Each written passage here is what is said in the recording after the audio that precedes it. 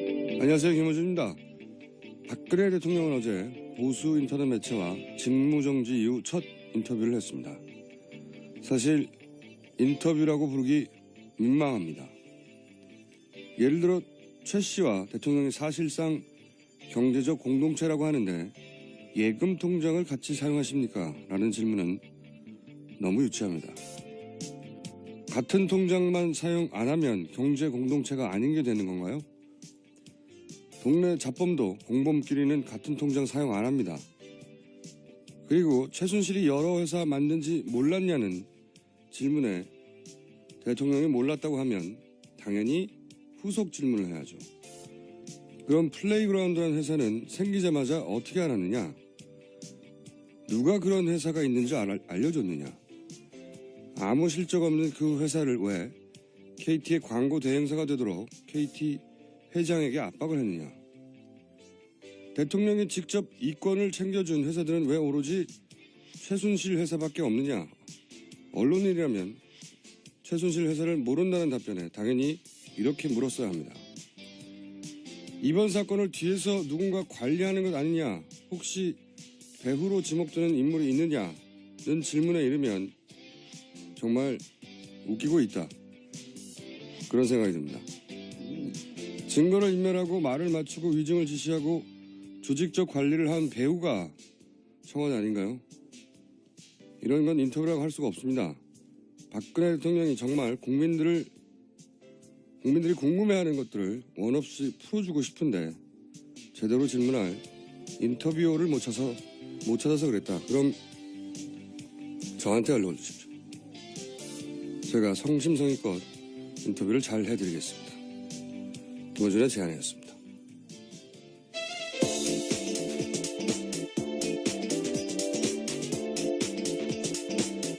시사인의 김은지입니다. 네, 제가 보통 수요일은 새벽까지 조그만 방송을 하나 놓고 하는데 다 끝나고 나서 새벽에 이걸 봤어요. 새벽에. 그래도 봐야 되니까 졸려 죽겠는데 보다가 화가 나가지고 네. 이것은 인터뷰가 아니야. 근데 화가 나신 분들이 많을 것 같아요. 예, 어제 저희도요, 갑작스럽게 인터뷰가 나온다라는 사실을 확인하고요. 정말 깜짝 놀랐습니다. 또 하필이면 이 굉장히 보수 매체로 유명한 정규제 TV에 콕 찍어서 나갔다라는 사실을 보고요. 대통령이 정말 작정을 했구나라는 느낌을 받긴 받았습니다. 왜냐면 보수 인터뷰 매체는 다른 점에서는 점 자체는 저는 문제가 아니라고 생각하는데 또 이게 제가 바람이 많이 새네요. 오늘 수면 부족으로 인해서.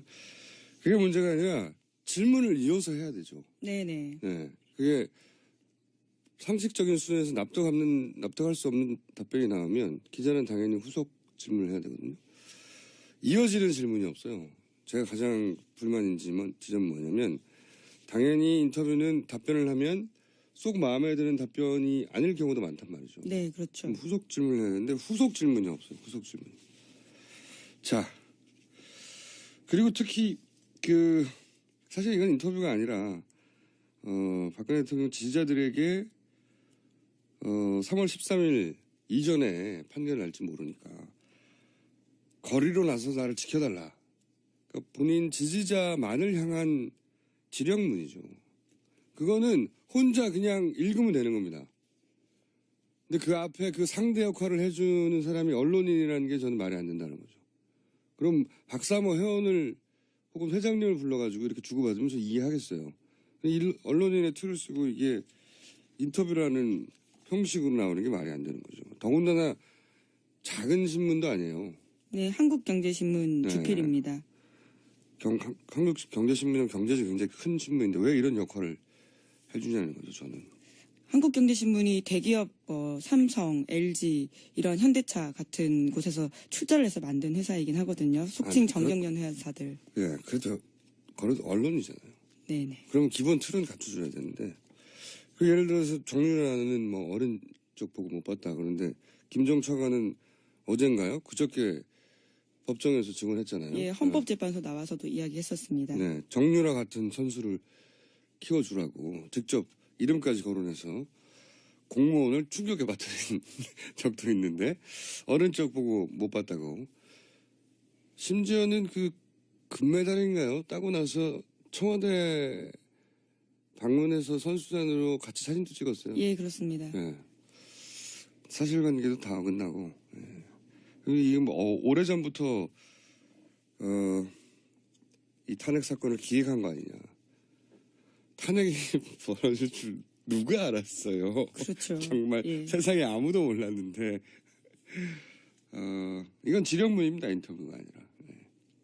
나 3월 13일 날 탄핵 인용될 가능성이 있으니까 막아달라는 지령문이죠. 그렇게 해석해야 되는 것 같고 그리고 이게 대부분 앞에 아니라고 한 것들 보면 뭐 연문설 이런 거 있잖아요. 그렇죠. 예. 정윤혜 씨의 미르회 그리고 정유라 씨가 딸이냐 뭐 이런 탄핵 굉장히- 사유로 올라간 게 아니에요. 전혀. 대부분 부인한 것들이 서로 그 말이 다 맞다 해도 탄핵 심판하고는 아무 상관이 없는데 이런 것들이 사실이 아니니까 탄핵 사유로 올라간 것들 역시 사실이 아니라고 이어서 말하는 그 논중의 오류 중에 아주 가장 수준 낮은 오류인데 근데 이제 이걸 본인 지지자들은 받아줄 거라고 생각하면 지령문을 내리신 거죠. 예. 더군다나 오전에는 또 최순실 씨가 특검에 가면서 퍼포먼스를 하셨잖아요. 수미상관의 그렇죠. 퍼포먼스 이게 아침에는 최순실 씨가 저녁에는 대통령이 직접 수미상관에 3월 13일 이전에 된다고 하니까 급한 거죠 지금. 최순실 씨 소리 지른 것도 화제가 됐죠.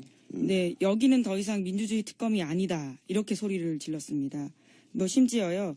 어린애와 손자까지 멸망시키겠다고 하고 이 땅에서 죄를 짓고 살게 하겠다라는데 자유민주주의 특검이 아니다. 뭐 이런 식의 이야기를 했었습니다.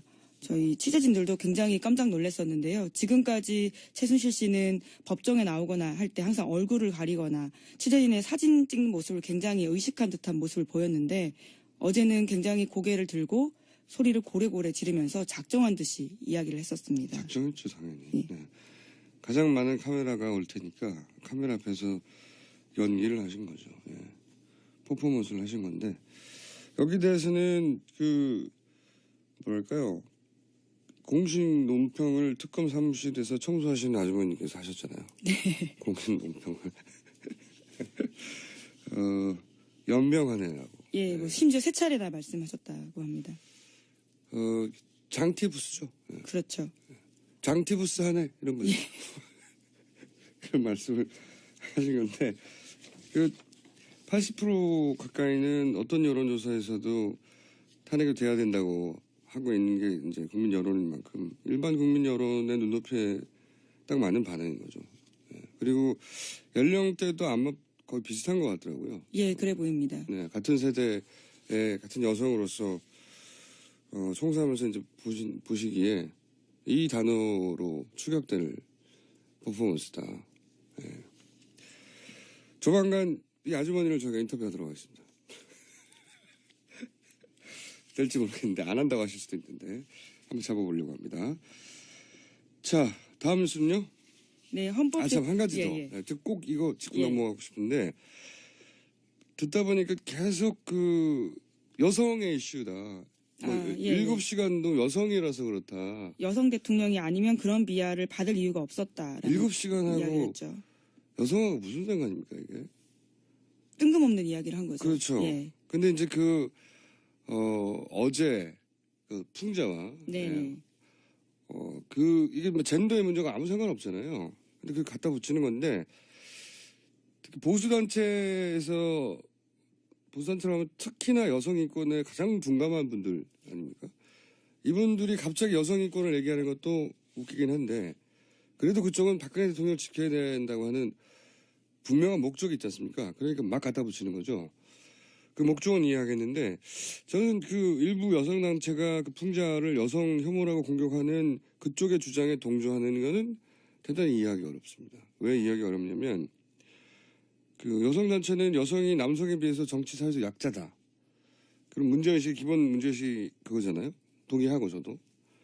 그래서 남성에 비해서 불공평하고 불평등한 여성 권리를 이야기한단 말이죠. 근데 이 풍자는 대통령이라는 권력에 의해서 블랙리스트로 올라서 고생한 예술가들의 어떤 일종의 저항이에요. 자기들이 할 수 있는 수준에서야. 그림 그리는 것밖에 할 수가 없으니까.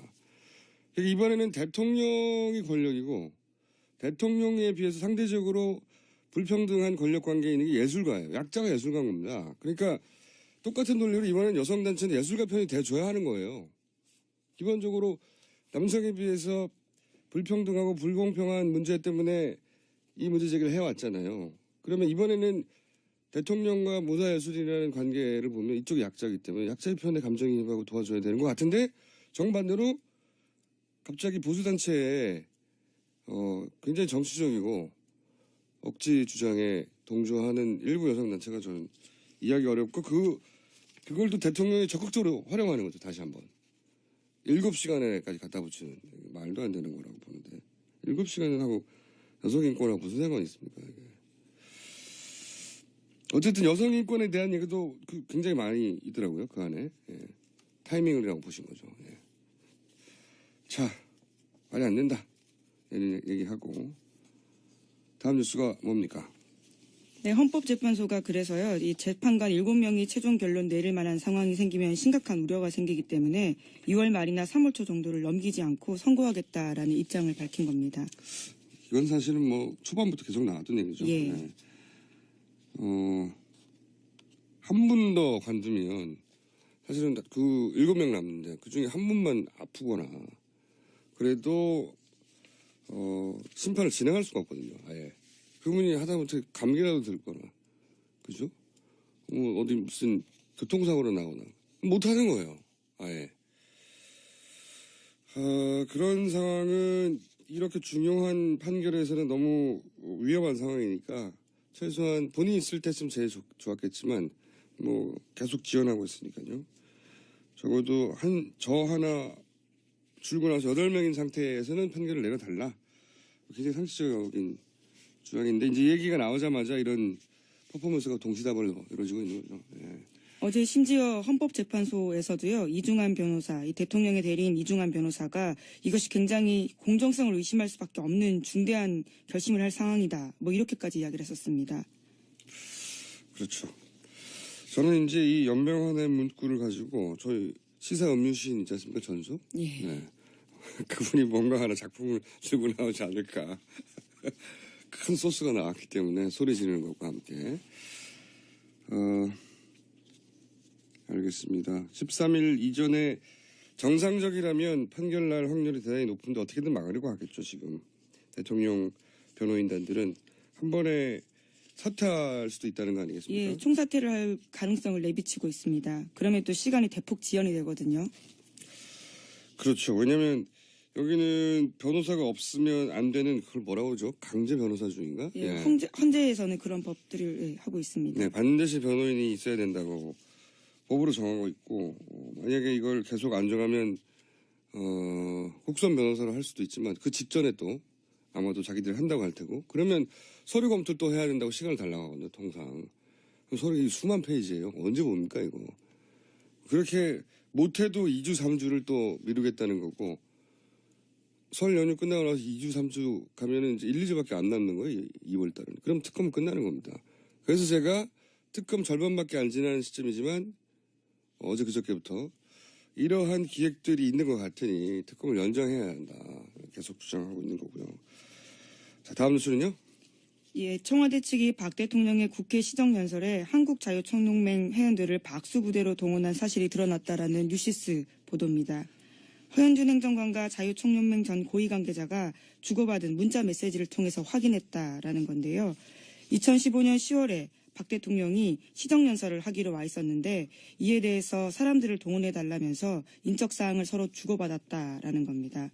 심지어 그 A씨 이야기로는요. 청와대에서는 100명 이상 참석해달라라고 했었는데 자유총연맹 사람들이 잘 안 가려고 해서 80명 정도 갔고 가서는 대통령이 연설하면 우와 하고 환호성 지르는 그런 것들을 했다라면서 박수부대로 활용됐다라는 사실을 밝힌 겁니다. 관제대모 얘기는 어제 오늘의 얘기가 아닌데 이 대통령이 국회에서 시정연설을 하는데 박수부대를 동원했다는 거는 이거 듣도 보도 못한 일국의 대통령이 동원 없이는 반응을 이끌어낼 수 없는 정권이었던 거예요. 근데 그걸 자기들도 아니까 박수부대를 너무 다른 표현 없나? 쪽팔리다는 말 말고 제가 이거보다는 좀 고급한 표현을 쓰고 싶은데 딱히 표현이 생각 안 날 만큼 이게 뭡니까? 대통령이 국회에 가서 시정연설을 하는데 박수부대를 부르는 나라가 어딨어요. 최소한 아무리 지지자가 없어도 대통령 정도 되면 그 정도 박수는 이끌어낼 수 있어야 되죠. 자기 지지자들로부터. 그게 없어서 돈 주고 이거 사람들 부른다는 게, 이건 부끄럽다는 표현은 부족하네요, 이건. 차라리 박수를 못 받고 말죠. 네. 정말. 안 들킬 줄 알았겠죠. 네. 다음은요. 관련 뉴스입니다. 청와대가 정경련 쪽에 친정부 단체 10곳에 지원을 요구했고 그 돈의 상당 부분을 삼성이 부담한 정황이 드러났다라는 JTBC 보도입니다. 이것은 이승철 정경련 부회장의 진술에서 나온 건데요. 기업 모금 대부분이 삼성 돈이라는 취지로 특검에서 진술했다고 합니다. 참 요즘 아이러니 많이 느낍니다. 특검이 있는 사무실이 원래 삼성전자가 건물주였어요. 제가 알기로는. 거기서 삼성 이재용 부회장을 잡으려고 하는 겁니다. JTBC는 당연히 삼성의 계열사죠. 근데 삼성의 가장 아픈 보도를 많이 하고 있어요. 예. 삼성 이재용 부회장을 하나 살리려고 이제 삼성이 엄청난 비용을 지불했죠. 이재용 부회장이라고 하는 기업인 한 사람 때문에 삼성은 엄청 거대한 기업이거든요. 사실 글로벌한 기업이고 그쪽이 입은 마케팅적인 혹은 기업 이미지 피해는 뭐 비교할 수 없는 조단위의 피해라고 봅니다. 그럼 감옥 좀 갔다 오면 되는데 그거 하나 막으려고. 예. 정상적인 기업 활동이 아니죠, 사실은. 어쨌든 이 돈도 삼성이 많이 냈다. 네. 이승철 정경련 부회장님께서 이분은 직장인이거든요. 재벌이 아니고 정경련은 직장인입니다. 그러다 보니까 어느 시점에 어차피 정경련도 해체된다고 얘기도 나오고 사실대로 막 말씀하시는 거죠. 이 돈도 삼성이 냈어요. 삼성이 돈 많이 냈네요. 이런데. 다음 뉴스는요. 반기문 전 총장 관련된 뉴스입니다. 반 전 총장이 동생 반기상 씨의 소개로 중국 기업인을 만난 사실을 확인했다라는 한겨레 보도인데요. 반기상 씨가 고문으로 있는 회사입니다. 반 전 총장은 그동안 동생 반기상 씨와 조카 주현 씨가 미국에서 기소된 사실 등과 관련해서 동생이 하는 일이라 잘 모른다라고 말했지만 이와 배치되는 정황이 나왔다라는 보도입니다. 2013년 8월 달에 중국 화한그룹 홈페이지를 보면요. 당시에 반 전 총장이 이들과 만나서 사진을 찍은 게 나옵니다. 이 당시 만남은 화한그룹의 국제 상급 고문이었던 동생 기상 씨가 주선했다라고 밝혀져 있는데요. 반기상 씨 또한 한겨레와의 전화통화에서 이러한 사실들을 인정했습니다. 아니, 반기상 씨, 반기문 전 총장의 동생분은 이렇게 형님을 돕지 않는 발언을 많이 하세요. 연속으로. 이상하네요. 네. 이분은 그게 문제가 된다는 인식을 잘 안 하시는 것 같아요. 네. 그쵸? 전화통화를 좋아하실 수도 있고요. 언론과에? 예. 왜냐면 이게 이제 이해충돌이거든요. 기본적으로. 정치에 대한 최소한의 감각만 있어도 서로 본인이 그렇게 말했다 하더라도 이제 부인하게 마련인데 이게 술술술, 네. 말하시는 걸 보면 본인이 관계가 있는 회사의 회장을 만나도록 주선했다는 거잖아요. 그렇죠. 예. 유엔 사무총장을. 예. 이거는 전화하면 그냥 탁 끌어버리는 게 보통의 반응인데, 제가 했어요, 소개. 참네. 그래서 이분한테서 의외의 많은 뉴스가 나올지도 모르겠다는 생각이 듭니다. 네. 어제인가 그저께도 또 하나 인정한 거 있었습니까? 네, 그렇죠. 네. 잘 알고 있었다고. 누구죠? 그 자신 아들의 네, 자신 아들 병역 비리로 국내에 들어오지 못하는 걸 형님도 잘 알고 계시다고. 형님은 장성한 조카에 대해서 잘 알지 못한다고. 장성한 이후로 못 본 지 오래됐다는 식으로 말씀하셨는데, 네. 그거 알고 계시다고 형님도. 네. 아이고. 취재하기 참 편한, 네. 감사합니다. 자. 아니, 이런 반응 잘 안 나오는데 특이하게도 계속 인정하는 뉴스가 나와서 의아합니다. 네. 정치하고는 먼 분인 것 같아요. 이것이 정치적으로 어떤 의미를 가지는지 잘 몰라서 그러시는 것 같아요. 일부러 형님 못 데려오는 일은 아니겠죠.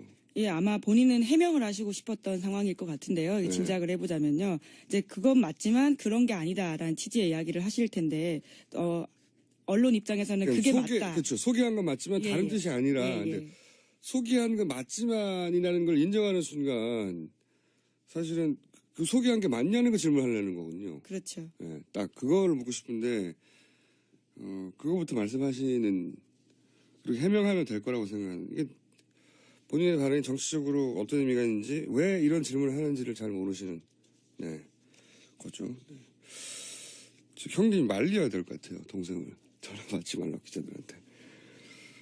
제목 하나 정도 더. 네, 황교안 총리. 그렇습니다. 예. 황교안 총리가요, 박정희 박근혜표 무역 투자 회의를 주재한다라는 조선일보 보도입니다. 이게 대권 주자 행보를 계속하고 있다는 거 연장 뉴스네요. 그렇죠. 네. 큰 무대가 된다라는 건데요. 그럼 시장 가야 되는데 시장 가셨나요? 예, 어제는 쪽방촌을 방문하고요. 전통시장을 찾는 이 민생 행보를 하고 있습니다. 대권 행보만 조만간 턱받이 하러 가시겠네요.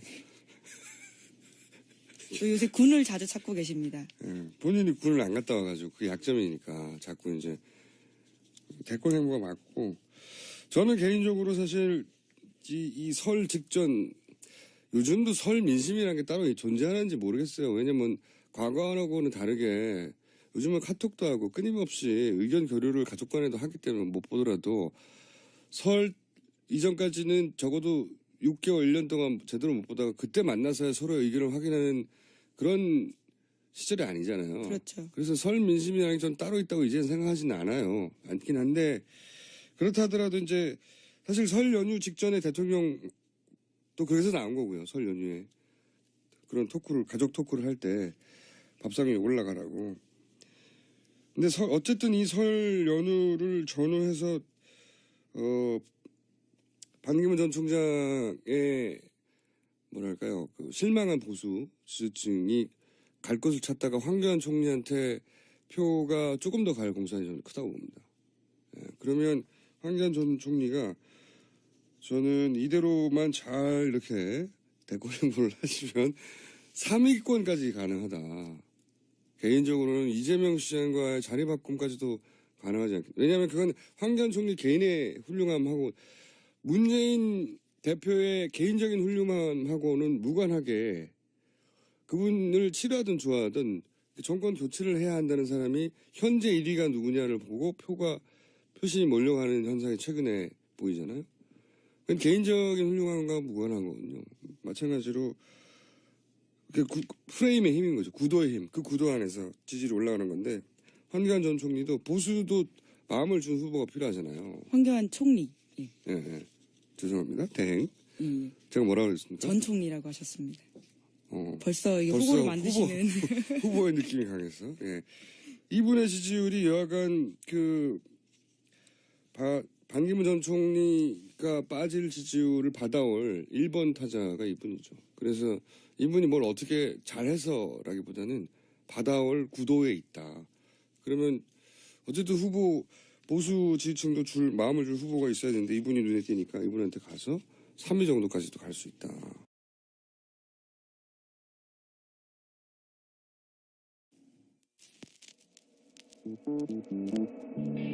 벌어질 줄 누가 알았어요. 그렇죠. 정말 예. 세상에 아무도 몰랐는데 이건 지령문입니다. 인터뷰가 아니라. 네. 나 3월 13일 날 탄핵 인용될 가능성이 있으니까 막아달라는 지령문이죠. 그렇게 해석해야 되는 것 같고 그리고 이게 대부분 앞에 아니라고 한 것들 보면 뭐 연문설 이런 거 있잖아요. 그렇죠. 예. 정윤혜 씨의 밀회 그리고 정유라 씨가 딸이냐 뭐 이런 탄핵 굉장히- 사유로 올라간 게 아니에요. 전혀. 대부분 부인한 것들이 서로 그 말이 다 맞다 해도 탄핵 심판하고는 아무 상관이 없는데 이런 것들이 사실이 아니니까 탄핵 사유로 올라간 것들 역시 사실이 아니라고 이어서 말하는 논중의 오류 중에 아주 가장 수준 낮은 오류인데 근데 이제 이걸 본인 지지자들은 받아줄 거라고 생각하면 지령문을 내리신 거죠. 예.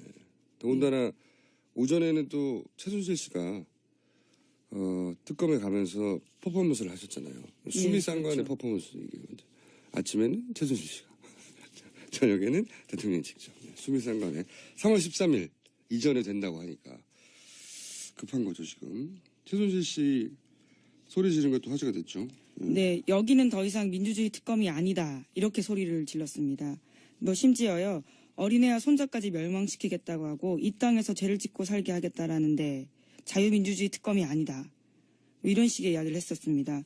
저희 취재진들도 굉장히 깜짝 놀랐었는데요. 지금까지 최순실 씨는 법정에 나오거나 할 때 항상 얼굴을 가리거나 취재진의 사진 찍는 모습을 굉장히 의식한 듯한 모습을 보였는데 어제는 굉장히 고개를 들고 소리를 고래고래 지르면서 작정한 듯이 이야기를 했었습니다. 작정했죠 당연히. 예. 네. 가장 많은 카메라가 올 테니까 카메라 앞에서 연기를 하신 거죠. 예. 퍼포먼스를 하신 건데 여기 대해서는 그 뭐랄까요 공식 논평을 특검 사무실에서 청소하시는 아주머니께서 하셨잖아요. 네. 공식 논평을 연명하네라고. 예, 뭐 심지어 세 차례나 말씀하셨다고 합니다. 장티부스죠. 예. 그렇죠. 장티부스 하네 이런 거죠. 예. 그런 말씀을 하신 건데 그 80% 가까이는 어떤 여론조사에서도 탄핵이 돼야 된다고 하고 있는 게 이제 국민 여론인 만큼 일반 국민 여론의 눈높이에 딱 맞는 반응인 거죠.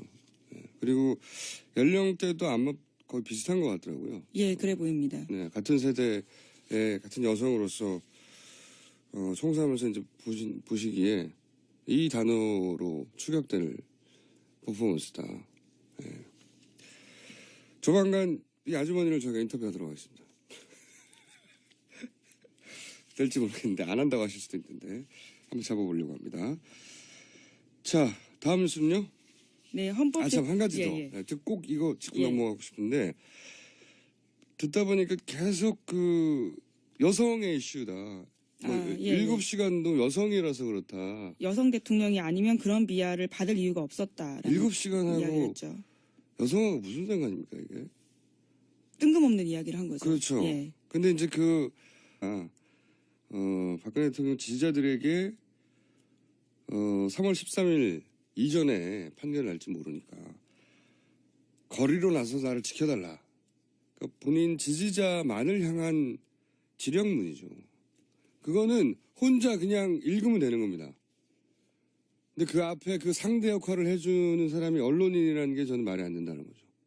그럼 박사모 회원을 혹은 회장님을 불러가지고 이렇게 주고받으면 저 이해하겠어요. 언론인의 틀을 쓰고 이게 인터뷰라는 형식으로 나오는 게 말이 안 되는 거죠. 더군다나 작은 신문도 아니에요. 네, 한국경제신문 네. 주필입니다. 한국경제신문은 경제적으로 굉장히 큰 신문인데 왜 이런 역할을 해주냐는 거죠, 저는. 한국경제신문이 대기업 삼성, LG 이런 현대차 같은 곳에서 출자를 해서 만든 회사이긴 하거든요. 속칭 정경련 회사들. 예, 그래도 그래도 언론이잖아요. 네네. 그러면 기본 틀은 갖춰줘야 되는데 그 예를 들어서 정유라는 뭐 어린 쪽 보고 못 봤다 그러는데 김종차관은 어젠가요? 그저께 법정에서 증언했잖아요. 예, 헌법재판소 나와서도 이야기했었습니다. 네, 정유라 같은 선수를 키워주라고 직접 이름까지 거론해서 공무원을 충격에 빠뜨린 적도 있는데 어른 쪽 보고 못 봤다고. 심지어는 그 금메달인가요? 따고 나서 청와대 방문해서 선수단으로 같이 사진도 찍었어요. 예, 그렇습니다. 예. 사실관계도 다 어긋나고. 예. 그리고 이게 뭐 오래전부터 이 탄핵 사건을 기획한 거 아니냐. 탄핵이 안녕하세요, 김호준입니다. 박근혜 대통령은 어제 보수 인터넷 매체와 직무정지 이후 첫 인터뷰를 했습니다. 사실 인터뷰라고 부르기 민망합니다.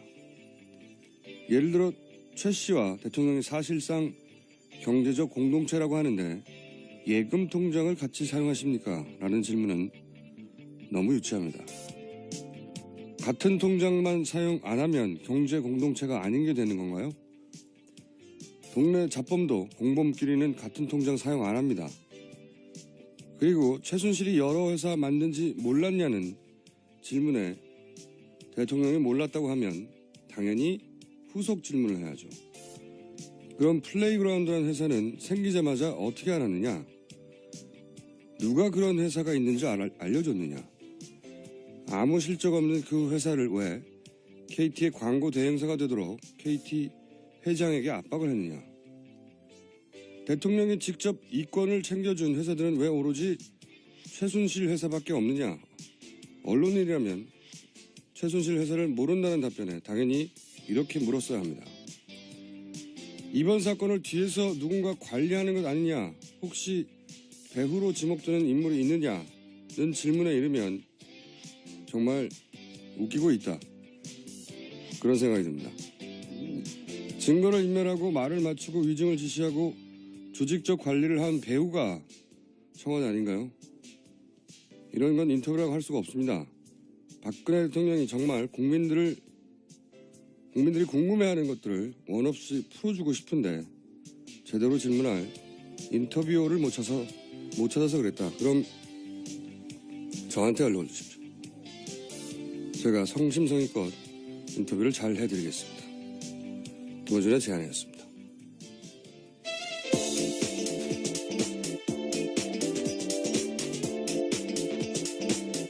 시사인의 김은지입니다. 네.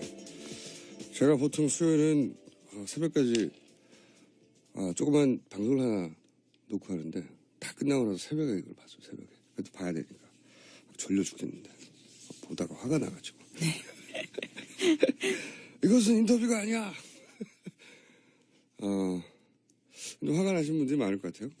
예, 어제 저희도요, 갑작스럽게 인터뷰가 나온다라는 사실을 확인하고요. 정말 깜짝 놀랐습니다. 또 하필이면 이 굉장히 보수 매체로 유명한 정규제 TV에 콕 찍어서 나갔다라는 사실을 보고요.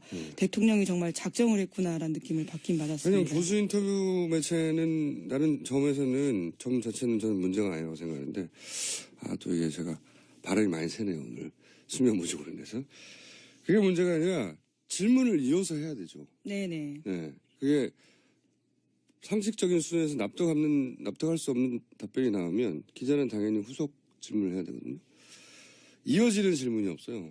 제가 가장 불만인 지점은 뭐냐면 당연히 인터뷰는 답변을 하면 쏙 마음에 드는 답변이 아닐 경우도 많단 말이죠. 네, 그렇죠. 후속 질문을 해야 되는데 후속 질문이 없어요. 후속 질문. 자, 그리고 특히 사실 이건 인터뷰가 아니라